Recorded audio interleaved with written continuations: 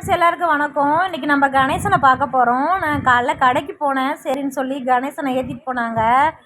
என்னடா இது ஏற்றிட்டு போகிறாங்களே, இது வந்துட்டு எப்படி நிற்கிதுன்னு தெரில அப்படின்னு சொல்லிட்டு ஆச்சரியமாக பார்த்தேன்.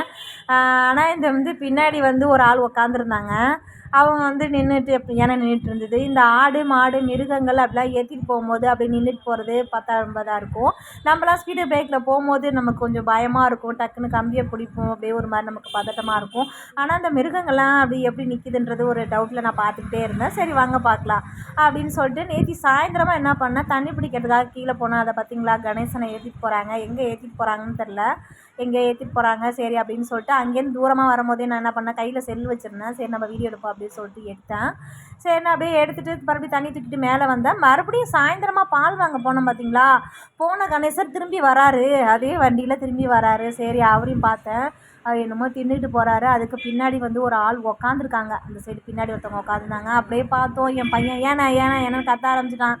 சரி நான் அப்படியே பார்த்துட்டு என்ஜாய் பண்ணிட்டேன். ஆனால் எங்கேயோ கூட்டிகிட்டு வராங்க, எங்கே கூட்டிகிட்டு வராங்கன்னு தெரியல. அப்படின்னு நிறைய கூட்டமாக இருந்தது. எல்லாருமே யானையை பார்த்துக்கிட்டே இருந்தாங்க. ஓகே, நாங்களும் யானையை பார்த்துட்டு பாலை வாங்கிட்டு நாங்களும் வீட்டுக்கு வந்துட்டோம் ஃப்ரெண்ட்ஸ். பாய்.